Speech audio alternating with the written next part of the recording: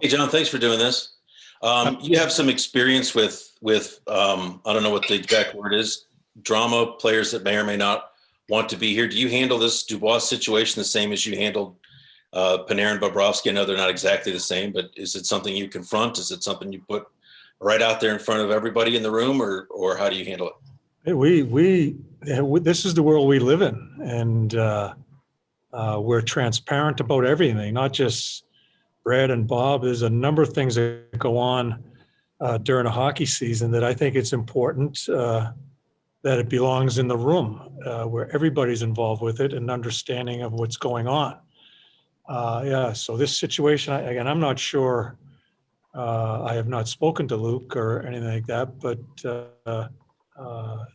not only this situation, but others as the year goes on, we talk about it as men, and we talk about it in a group setting.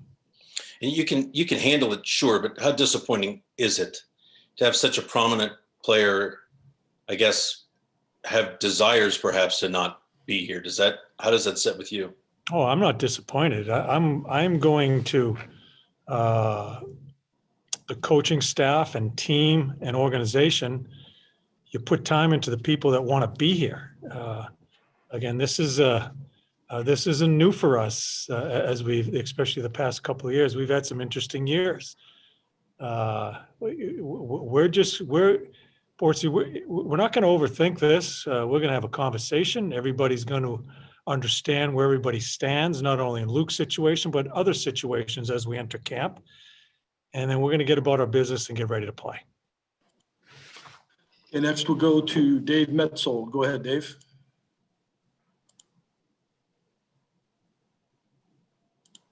Go ahead and unmute, Dave. All right, we'll go to. There we go. My apologies. No, you got me now? Yeah. All right. Towards short camp, no exhibition games. How do you balance conditioning versus the other work that you would traditionally get done in a regular length training camp with exhibition games? Well, Dave, the guys have most of our players have been here for quite a while and have done quite a bit of work as far as conditioning, our team concept, how we want to play, all the things that we go over in that, 3+ weeks of a normal training camp. They've been going at it hard here for the past couple anyway, and a lot of work's been done, not only in the X's and O's part of it, but the conditioning part of it. So I think we're hitting tomorrow running, because I think the guys have put their work in prior to really the official date that this starts. We've got a good group of people that have been here, and they've done quite a bit of work here the past few weeks. The change also limits your ability to evaluate players with such a short time period. How will you handle that, especially with no exhibition games to look at some of the younger guys who might be vying for a spot on this roster? Yeah, I think that'll bleed into the season. I don't think you can make qualified decisions on, listen, a lot of our people that are going to be here, we've had, but I'm anxious to see a Grigorenko, Koivu, and see how, Domi. We've seen them play, how they fit in, where they fit in the lines. I think that could bleed into the season, early in the season. But I like how we're going to go about it. We have our schedule on how we're going to see things. We're going to play a number of scrimmage games, so we'll make our decisions accordingly. But I think some of those final decisions that you come up with in what your lines are, you know how it is here. It works in through the year. It'll work in the beginning of the year, and we're not locked into anything as we play the season. Okay, next we'll go to Stephen Whyno. Go ahead, Stephen. Hey, John. It seemed like from the NHL protocols that all you guys as coaches are going to have to wear masks behind the bench. How does that affect you? What do you think that's going to be like? Doesn't affect me. Will not affect the other coaches. I think it's very important. You talk about masks. It's a different world. Playing in regular world, every day of life. The hockey world, it's going to be different. We just, we need to follow protocol. We can't worry about it. We can't complain about it. We can't let it interrupt focus as far as trying to be the best you can be as a player, as a coach, as a manager, as an organization. There'll be some hiccups along the way as we go through. We've had some practice at this with the bubble in Toronto. Although I thought it was done so well by the National Hockey League, where there were no positive tests throughout that whole situation. I think it may arise here a little bit more because you don't have a solid bubble you're playing in. You handle it. You get ready for each day, and at least I'll speak for this organization. That's a big point that I'm bringing up tomorrow in our opening meeting. There is no complaining about anything. Things are different. We need to handle it and do it the right way. Thanks. Next, we'll go to Brian Hedger. Go ahead, Hedge. Hey, John.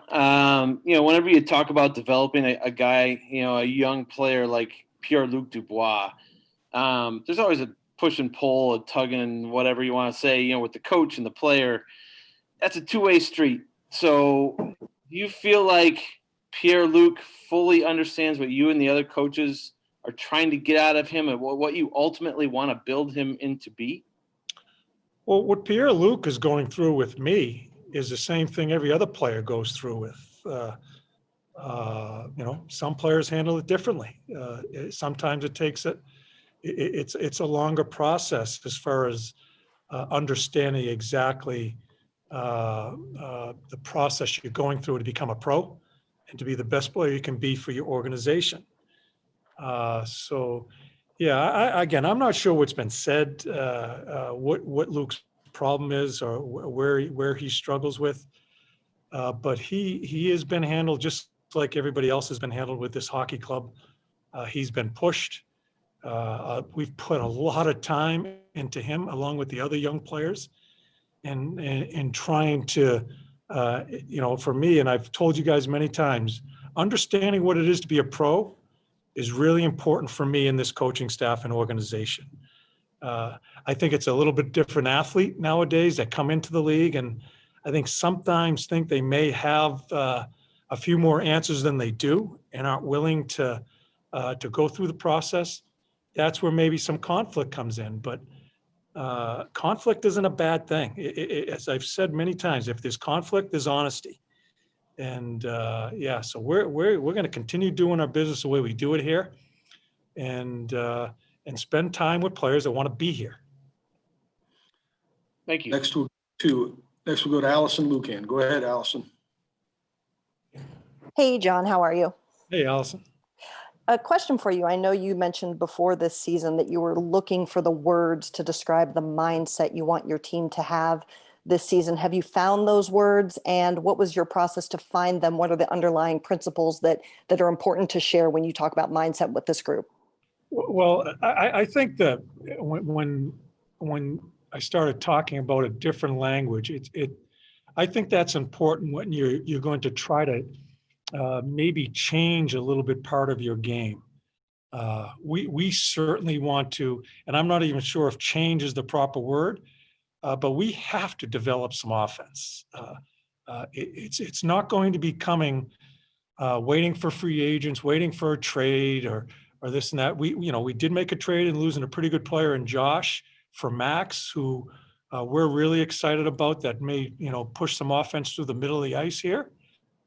But we have to get better as far as the guys that have been here 3, 4, 5 years. But that has to come from the coaching too. And where, I'll tell you right now, we feel a lot more comfortable with our goaltending situation after playing a year with Elvis and Corpy. We were, I made no bones about it at the beginning of the year. I was nervous about going into the season where two guys were unproven as far as understanding what the National Hockey League is about as far as a starter. They end up being the backbone of our team last year. And so I think that allows us to start speaking and using different language to try to open ourselves up a little bit more offensively.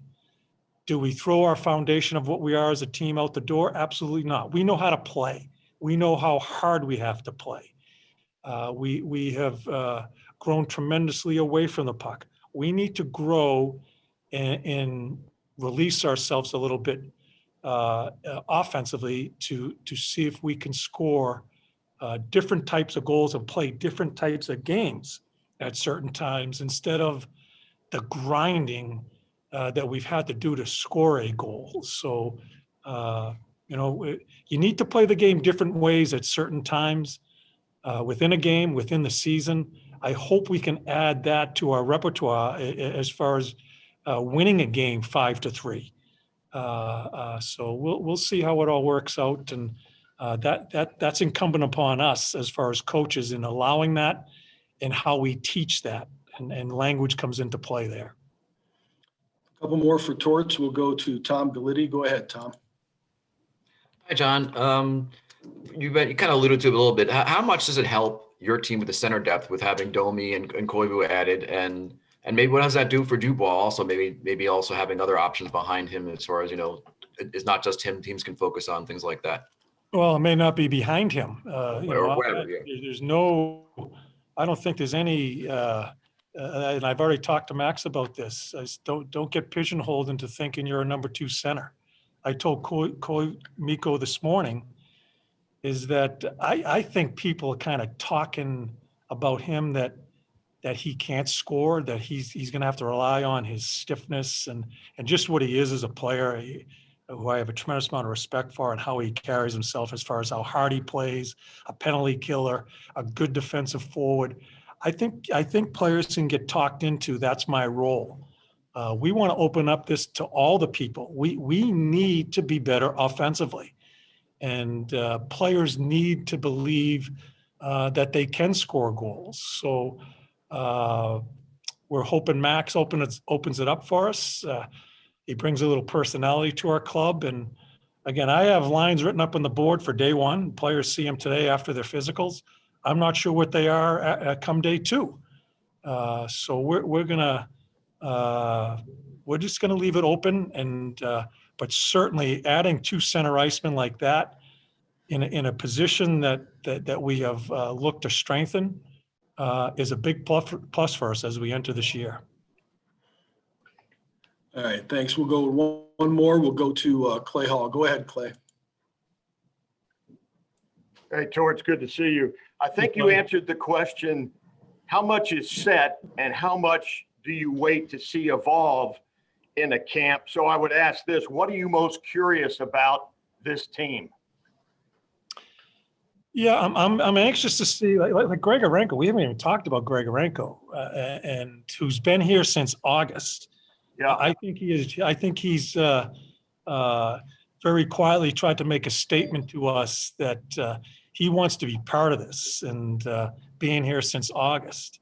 I've heard some great things about him. So the curious part for me is, are the new players, and are we able, and this is the coaches involved too, and me, and thinking of myself, am I able to find a way to get us to go down another road where we can open up our road wider and play really hard and good in front of our goalies and away from the puck, but also become a complete team that can bring offense to it also. I'm anxious to see where that goes. And, as we start the year, we can talk, we need offense, this, that, the other thing, as everybody else is around us. But are we able to handle that and play the right way too? And those are the things I want to see. And do we have to make adjustments? That maybe, maybe it's just too much right now. Do we have to get back to being that hard away from the puck and finding ways that way? We've got to make calls as the season starts. So those are the type of things as a team I want to see. And then certainly the new individuals that are coming to us here, see what they're about, and see if a guy like Bemmer comes in here, who's had since the bubble, has played really well over in Finland. Can he take the next step? Those are decisions and things that I'm really interested in to see. it sounds like a veteran coach is challenging himself right now. Yeah, I mean, who am I? I have to keep evolving, and and looking at our team and as hard as we played out in the bubble there in the playoffs, it just took us so much energy for us to score a goal. And I want to become a better coach for our team, because I think our team is ready to take that next step and deliver more offensively.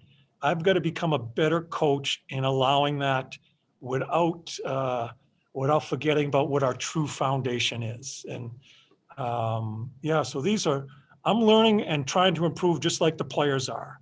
And I know the players are going to be looking at me to see if there's a little bit of a road that they can take offensively to make that extra play without it may be a turnover.